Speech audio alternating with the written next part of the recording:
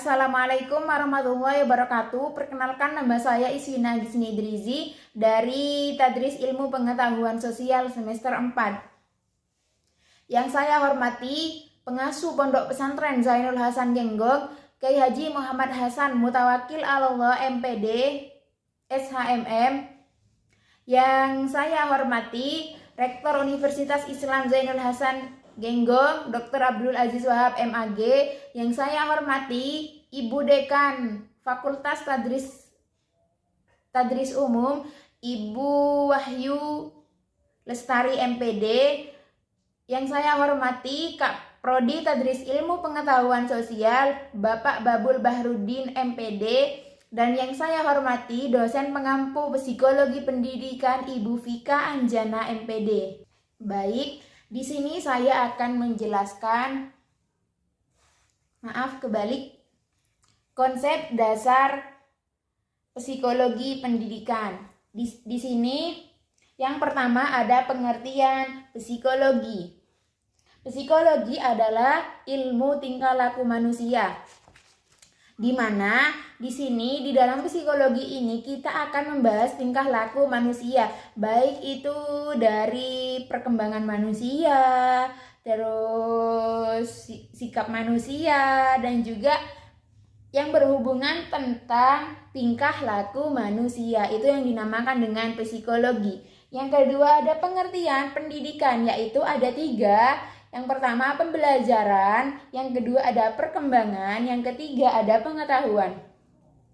Pembelajaran di sini adalah proses di mana individu memperoleh pengetahuan seperti yaitu membaca buku di dalam kelas, berinteraksi dengan orang lain, dan juga hasil dan juga pengalaman. Itu yang dinamakan dengan pembelajaran. Yang kedua ada perkembangan, di mana perkembangan ini dimulai dari bayi, yaitu anak-anak, setelah itu remaja, dan hingga lanjut usia. Itu yang dinamakan dengan perkembangan. Perkembangan itu adalah setiap individu itu memiliki perkembangan, di mana dalam perkembangan itu kan setiap orang itu akan berkembang seperti itu. Yang ketiga ada pengetahuan. Pengetahuan itu adalah pemahaman yang dimiliki seseorang, yaitu seperti mendengarkan lagu. Yang dimaksud pemahaman itu seperti mendengarkan lagu, mengemati, atau mendengarkan orang bercerita, itu namanya pemahaman.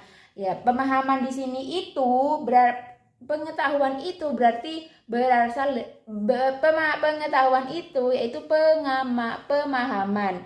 Pemahaman di sini yaitu adalah pemahaman yang dimiliki seseorang, entah itu membaca, mendengarkan lagu, mendengarkan cerita orang. Di sini yang selanjutnya ada psikologi pendidikan, yaitu cabang ilmu psikologi khusus pendidikan.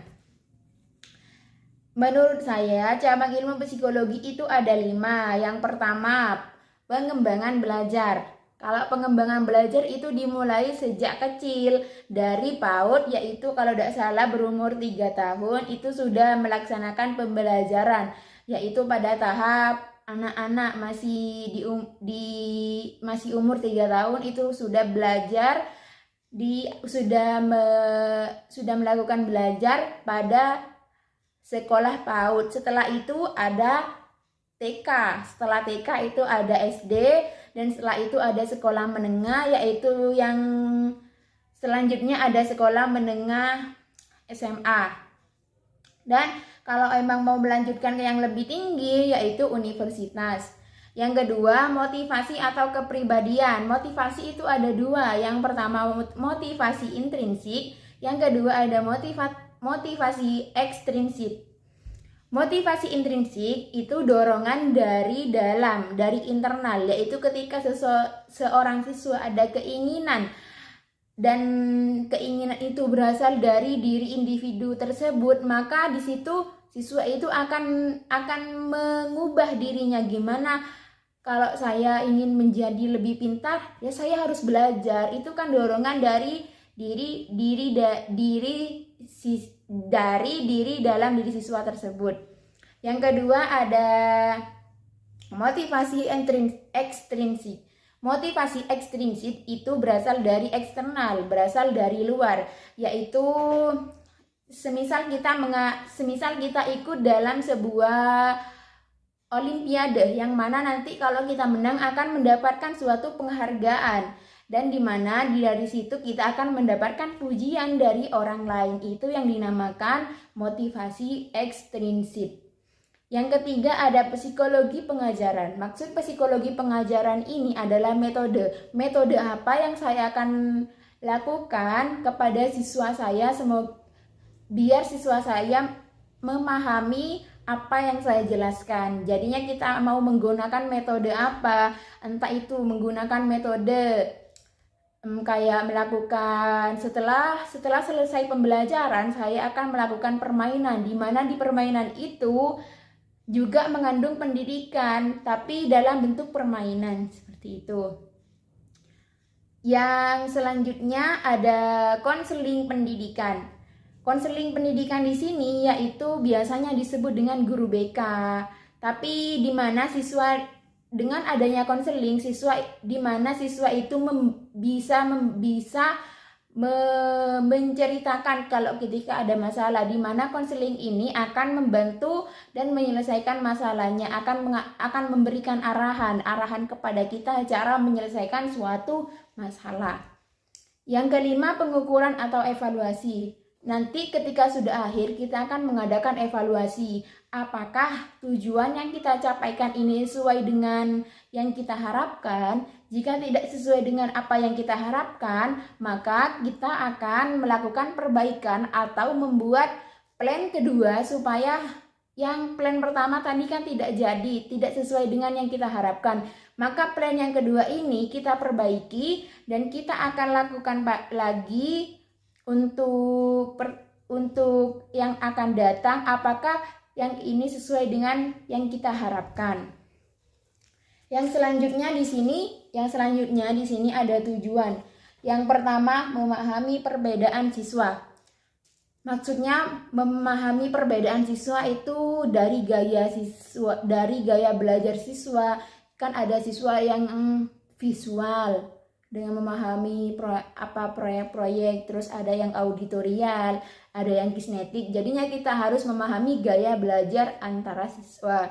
Yang kedua, kemampuan akademis, di mana pada kemampuan akademis di sini kita akan melihat tingkat siswa itu dalam menguasai materi. Apakah siswa itu sudah bisa memahami apa yang kita jelaskan tadi. Yang ketiga ada minat dan bakat. Setiap siswa itu kan sudah memiliki kemampuan pada dirinya sendiri, di mana di sana mereka akan mengembangkan minatnya sesuai dengan bidang-bidang tertentu. Yang kelima ada gaya komunikasi. Gaya komunikasi di sini gimana cara siswa berkomunikasi dan berinteraksi dengan entah itu guru, teman ataupun masyarakat. Kan setiap orang itu mengekspresikan wajahnya itu berbeda-beda. Mulai ke teman berbeda, kepada guru berbeda, kepada orang tua juga berbeda. Yang selanjutnya di sini memilih strategi pembelajaran. Maksudnya milih strategi pembelajaran ini yaitu metode apa yang saya sampaikan barusan.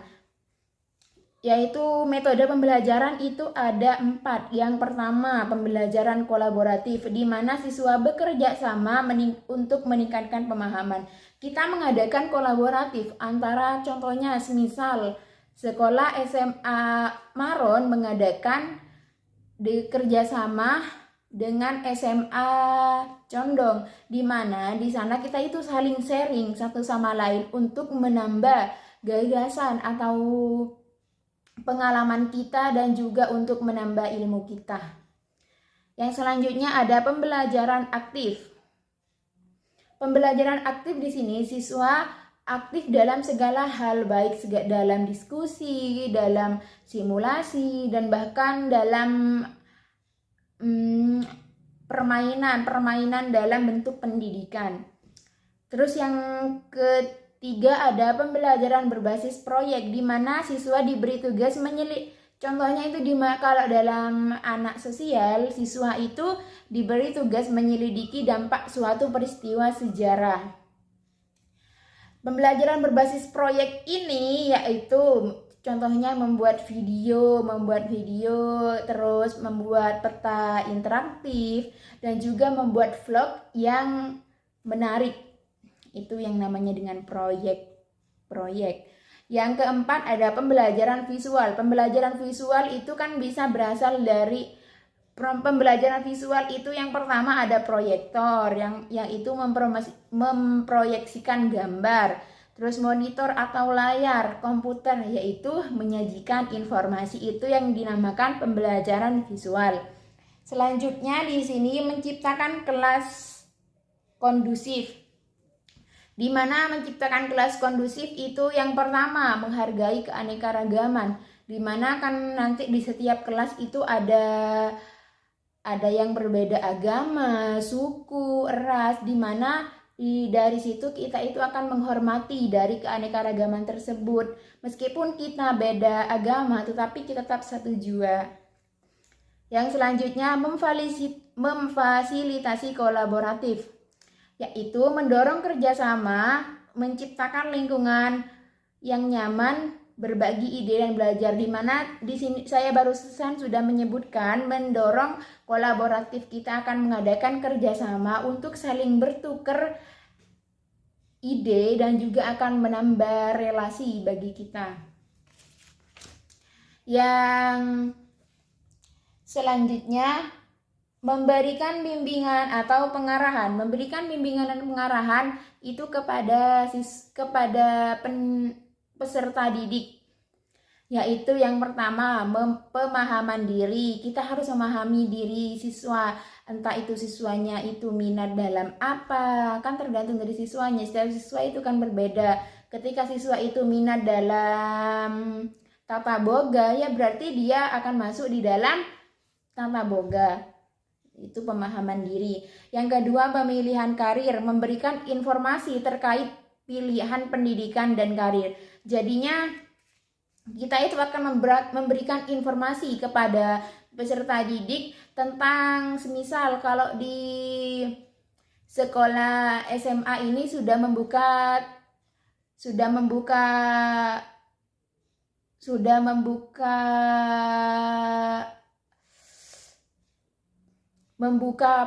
untuk peserta didik. Kalau emang mau melanjutkan sekolah, maka kita akan mendapatkan informasi dan kita akan memberitahukan kepada peserta didik. Yang ketiga ada pengembangan keterampilan, di mana di sana siswa akan terampil dalam bidang akademis, sosial. Kalau pengembangan keterampilan ini, kalau di sekolah-sekolah itu biasanya ada pelatihan kerja. Biasanya di sana itu yang sering melakukan pelatihan kerja ini SMK, dari sekolah SMK. Terus yang keempat pemecahan masalah. Pemecahan masalah di sini yaitu kita memberikan panduan dalam memecahkan masalah di sekolah maupun di dalamnya kehidupan sehari-hari. Terus yang kelima yaitu mengevaluasi hasil belajar. Nah, ini kan saya sudah sampaikan tadi, ketika sudah akhir semuanya baru kita akan menyampaikan apakah tujuan yang kita ingin capai itu sesuai dengan apa yang kita inginkan. Jika tidak sesuai dengan apa yang kita inginkan, maka kita akan melakukan perbaikan dan melakukan plan kedua supaya hasil kita akan berjalan sesuai dengan yang apa kita inginkan. Baik, yang selanjutnya di sini ada pokok-pokok psikologi pendidikan. Yang pertama ada hakikat manusia, di mana hakikat manusia yaitu belajar, berpikir, dan juga berinteraksi. Kalau perkembangannya itu, saya kan tadi sudah jelaskan dari perkembangan bayi hingga lanjut usia. Yang kedua ada keragaman sosial yang dimilikinya. Keragaman sosial itu yaitu dari suku, agama, ras, dan juga budaya. Yang selanjutnya di sini nomor 3, berbagai pendekatan pembelajaran. Saya tadi juga sudah jelaskan berbagai pendekatan pembelajaran, yaitu metode apa yang akan saya ajarkan kepada peserta didik. Yang selanjutnya ada motivasi dalam pembelajaran. Motivasi dalam pembelajaran kan sudah jelas barusan ada 2, motivasi intrinsik dan motivasi ekstrinsik. Yang selanjutnya hingga pengelolaan kelas-kelas.